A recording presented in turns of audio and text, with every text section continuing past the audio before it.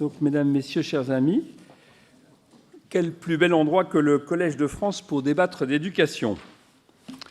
Donc, bienvenue à chacun et chacune d'entre vous pour cette nouvelle édition de la conférence sociétale. Pour l'Institut de l'entreprise, ce titre, vous le savez, c'est bien plus qu'une publication. C'est au fond un peu un résumé ou un condensé même de notre ADN.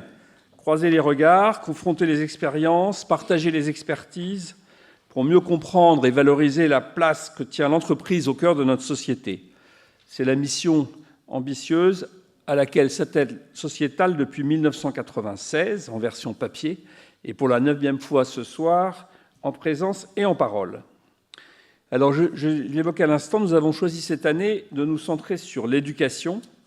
Peut-être d'ailleurs, certains d'entre vous sont-ils étonnés pourquoi des dirigeants d'entreprise viendraient se mêler d'une question qui, tout particulièrement en France, procède d'abord d'une compétence de la puissance publique et de la société en général. Il y a pas mal de réponses à cette question, mais la première et la plus évidente, c'est le rôle clé que tient le système éducatif dans les représentations de la société de demain, la foi dans l'avenir, dans le progrès, dans la communauté des citoyens. Et de façon plus étroite et induite, le rôle clé dans la performance à long terme d'une économie et donc dans celle de ses entreprises. C'est d'autant plus le cas que l'évolution démographique de nos sociétés et les tensions qu'elles provoquent mécaniquement sur le marché du travail ont d'ores et déjà pour effet de décupler la compétition que se livrent les entreprises pour attirer talents et compétences en leur sein. La prospérité de demain, faut-il le rappeler, c'est aujourd'hui même qu'elle se construit, et elle se construit dans de nombreux espaces, et bien évidemment en particulier dans ceux de l'enseignement. Alors à cet égard, je veux rappeler l'action que mène déjà depuis une vingtaine d'années, et je ne peux pas m'empêcher de saluer l'action de Michel Pébreau dans ce domaine, que mène l'Institut de l'entreprise en partenariat avec le ministère de l'Éducation nationale pour la formation continue des professeurs du secondaire. Ce que nous avons créé à ce programme, c'est au fond un lieu où ceux qui ont pour lourde responsabilité d'assurer la transmission du savoir peuvent se nourrir, et avec eux leur enseignement, de l'expérience vécue et concrète de responsables de l'entreprise, un lieu donc où la théorie rencontre la pratique pour offrir aux générations qui viennent une meilleure compréhension du monde et de ses transformations. Cette mission essentielle, et qui est en fait réciproque entre le monde de l'enseignement et celui de l'entreprise, nous entendons au sein de l'Institut la prolonger au cours des années qui viennent avec l'ensemble de nos partenaires et de nos adhérents. Pour autant, l'éducation pour un dirigeant d'entreprise, ce n'est pas seulement une question de performance. En fait, si je dis l'éducation, je devrais dire, c'est le titre de notre dernière publication, l'éducation, la formation et intégration. Éduquer, former, intégrer. Car c'est d'ailleurs, en fait, une partie qui est là de la réponse.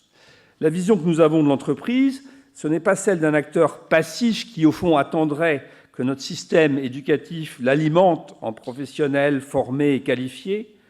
L'entreprise, c'est pour nous d'abord une puissance d'agir, c'est-à-dire un acteur à part entière de notre société et dont l'action participe, elle aussi, de l'intérêt collectif.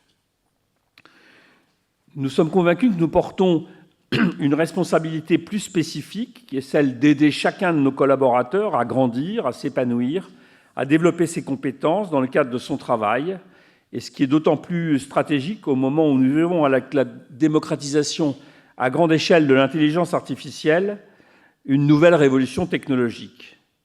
Nous avons aussi, plus fondamentalement encore, la responsabilité de reconnaître et de valoriser le mérite de chacun, que le système éducatif lui ait ou non permis d'exprimer tout son potentiel. Donc la mobilité sociale, c'est une exigence que nous avons en partage, quelle que soit notre place dans la société. Alors je me réjouis des échanges que nous allons pouvoir avoir aujourd'hui, et au-delà de l'importance du sujet qui nous réunit, je ne doute pas que la qualité des intervenants n'est pas étrangère à l'intérêt que vous portez à cette conférence. Donc je voudrais remercier Monique Cantos-Perber, Carole Grandjean, Stanislas Dehaene, Sébastien Massard, Stéphane Carcillo, Pierre Dubuc et Jean-Pierre Fine de leur présence aujourd'hui.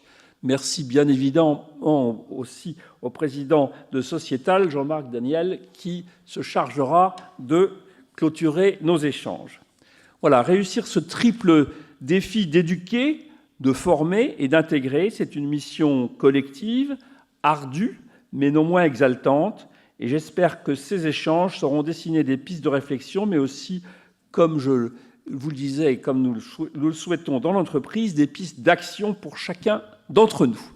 Voilà, je vous souhaite une bonne conférence.